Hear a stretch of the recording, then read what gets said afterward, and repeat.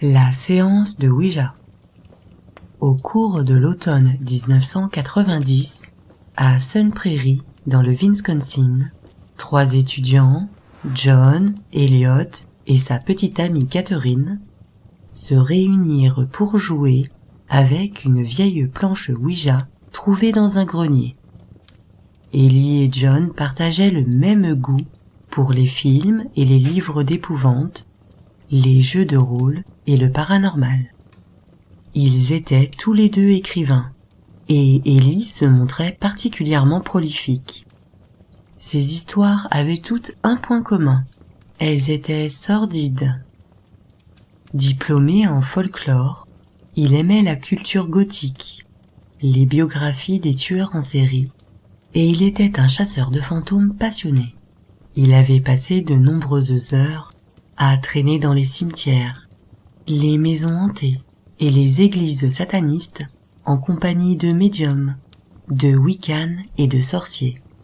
Mais à son grand regret, jamais il n'avait rien vu d'inexplicable.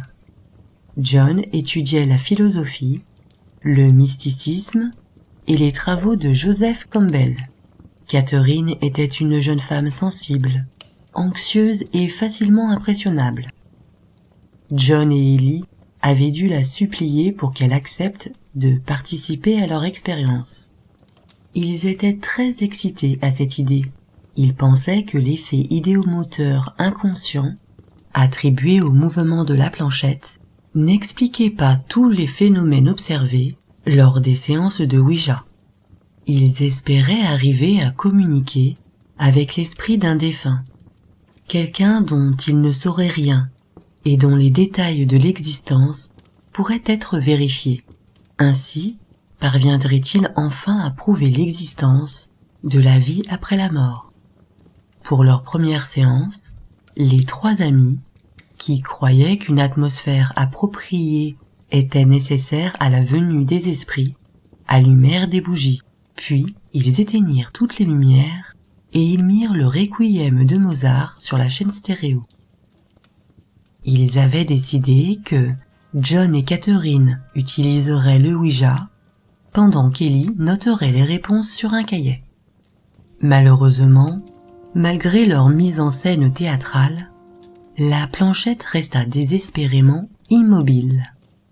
Après de nombreuses tentatives infructueuses, des messages commencèrent à leur parvenir, qui parlaient de nouvel âge, d'amour et de vibrations plus élevées, et ils finirent par établir un contact régulier avec certaines entités, dont une qui se présentait comme l'esprit du Ouija.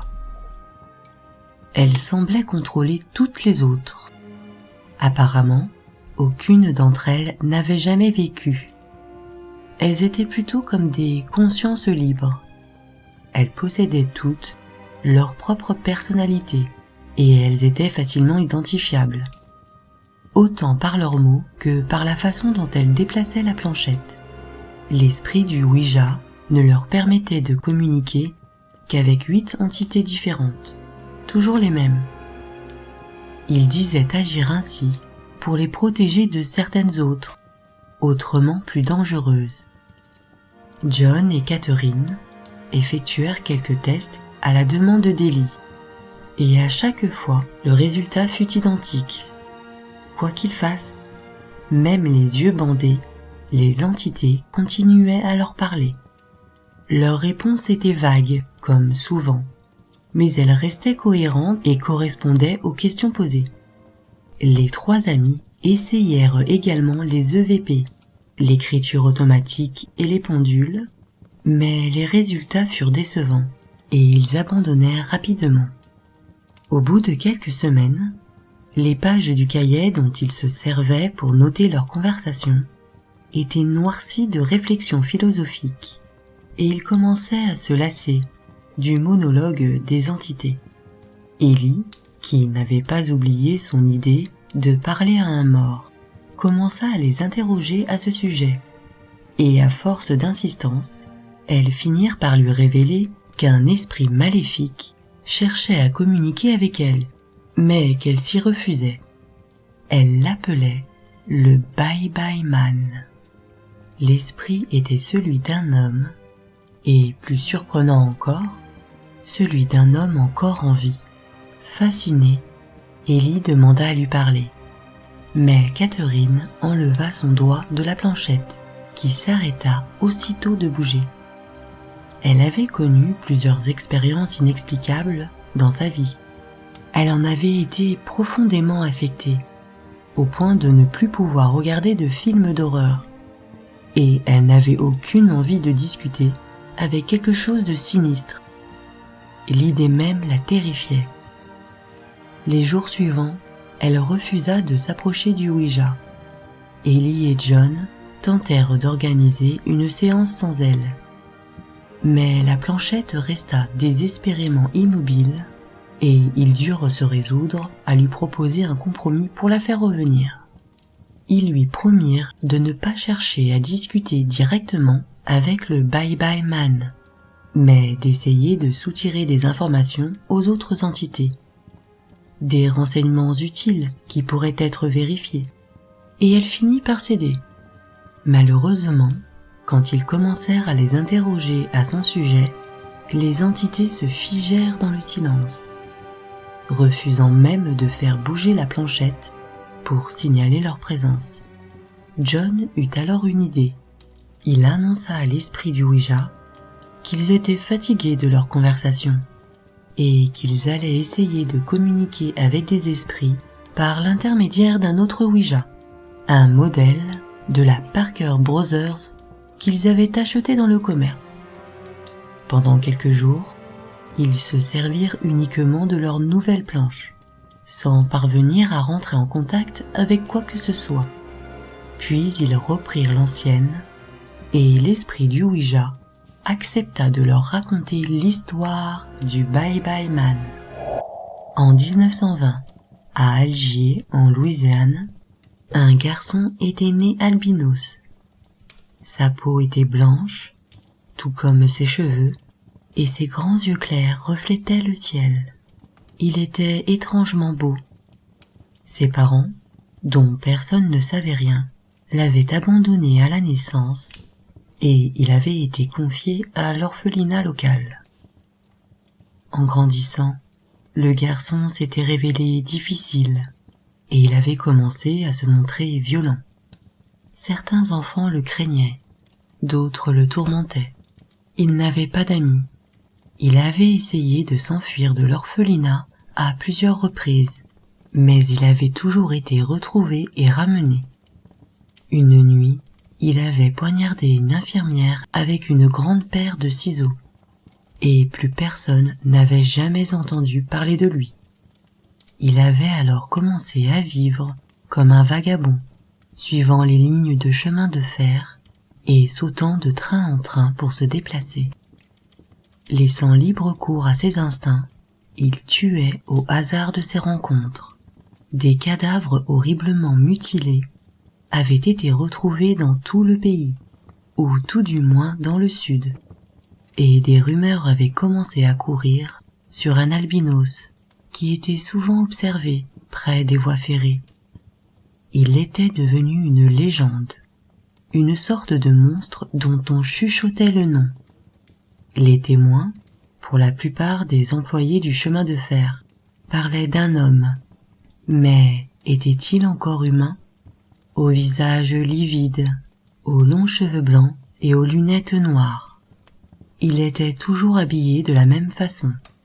Il portait, été comme hiver, un grand manteau de pois et un chapeau à large bord. L'un de ses poignets était marqué d'un tatouage et dans sa main, osseuse et blanchâtre, il tenait un sac à bandoulière. Il s'en servait pour transporter les organes prélevés sur ses victimes. Au fil du temps, sa vue s'était détériorée. Il était devenu aveugle et il avait commencé à développer certaines capacités psychiques. À chaque fois que quelqu'un pensait à lui ou disait son nom à haute voix, alors le Bye Bye Man l'entendait et il le prenait en chasse. Il voyageait toujours en train. Les pensées de ses proies le guidaient comme un phare dans la nuit. Si elles arrêtaient de penser à lui, alors il les perdait. Pour l'aider dans sa tâche, il s'était fabriqué un compagnon, cousant littéralement des langues et des globes oculaires, ensemble. Il avait réussi à lui donner vie grâce à ses connaissances en magie noire, ou peut-être en vaudou, personne n'en était sûr.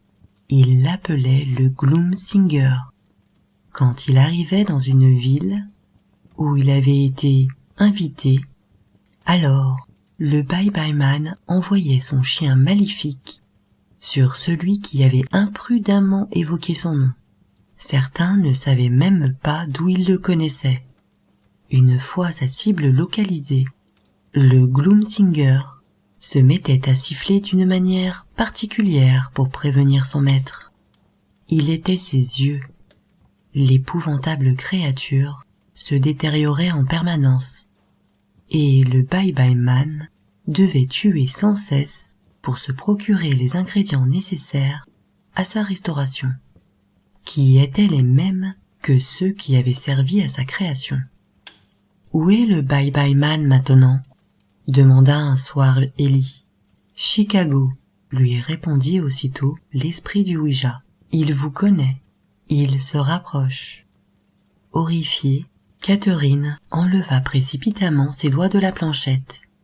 Elle n'en pouvait plus de toutes ces histoires. Ils tentèrent de la raisonner, mais aucun de leurs mots ne put la rassurer. Alors, comme elle refusait obstinément de continuer, et qu'il n'avait de résultat qu'en sa présence, le Ouija retourna au grenier. Il arrive. Les trois amis avaient été terriblement secoués par l'expérience. Toutes les nuits, des cauchemars les réveillaient, paniqués et en sueur, à 3 heures du matin. Un week-end, Ellie et Catherine se rendirent à Wausau, dans le Wisconsin, pour assister à un concert.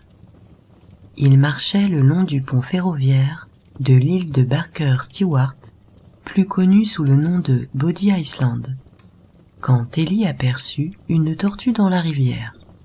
Enthousiaste, il décida de descendre pour l'observer de plus près, et Catherine l'attendit sur le pont.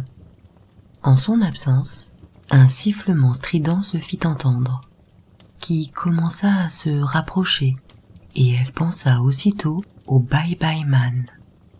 Terrifiée, elle se mit à courir à toute vitesse, et elle retourna à leur hôtel sans même prévenir Ellie.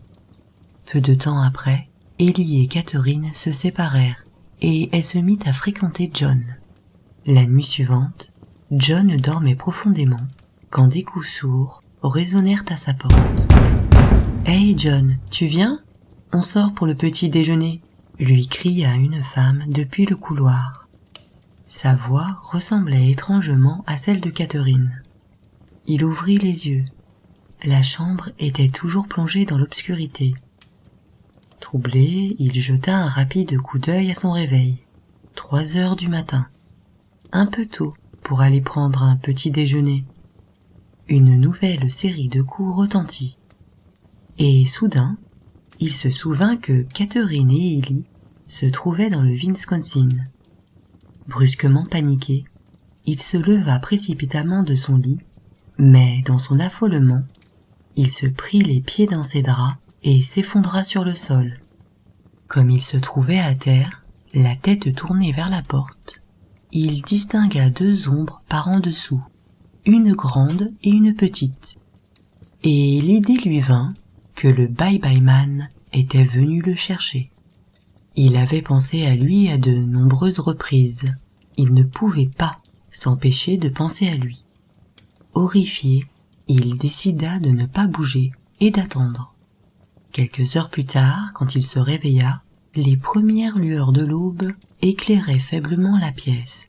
Il gisait toujours sur le plancher, mais les ombres avaient disparu.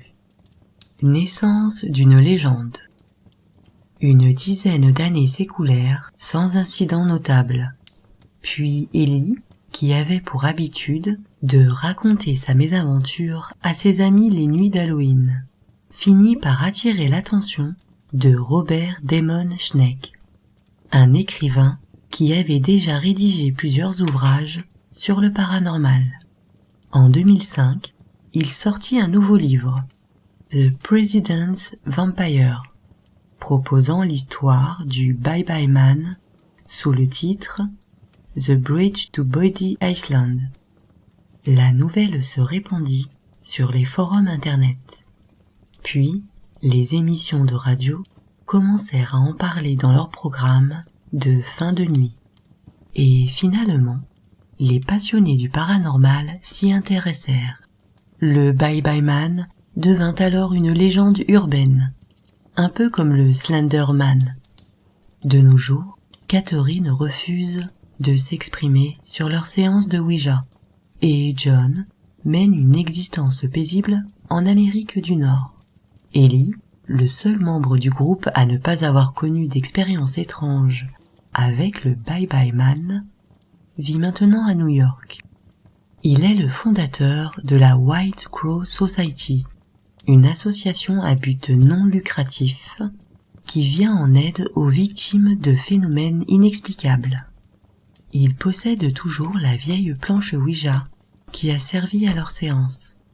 Il l'a enfermée dans une cabane avec d'autres objets occultes, la barre à savon d'un évier hanté, un livre de magie noire et une lance maudite acquise auprès d'un anthropologue local. Le Bye Bye Man oscille entre réalité et légende. Des séances de Ouija ont bien été tenues, au cours desquelles son nom et son histoire ont été révélés. Mais rien ne prouve la réalité de son existence. Bien au contraire. Monsieur Schneck a effectué des recherches, mais il n'y a jamais eu d'orphelinat à Algiers, et il n'a trouvé aucune information sur un tueur en série officiant près des voies ferrées à l'époque indiquée. Sans un orphelinat ou une preuve de meurtre, l'histoire semble être une invention. Mais qui l'a inventée et pourquoi? Si Monsieur Schneck doute de l'existence du Bye Bye Man, il prend néanmoins quelques précautions. Quand il pense à lui, ou quand il en parle à la radio, il n'utilise pas son nom, seulement ses initiales, BBM. Il ne sait pas d'où vient le monstre, mais il se dit fasciné. En admettant que les faits se soient bien déroulés comme indiqué, les explications sont peu nombreuses. L'inconscient collectif des 3 étudiants a pu créer le Bye Bye Man, qui serait alors de même nature que le fantôme de l'expérience de Philippe. L'histoire a peut-être été inventée par l'esprit du Ouija, un peu comme Patience Worth dictait prétendument ses livres à Pearl Curran, ou par un esprit maléfique, qui espérait ainsi les vulnérabiliser pour mieux les posséder. Ou alors, le Bye Bye Man existe réellement. L'hypothèse est peu probable, mais qui pourrait en jurer ?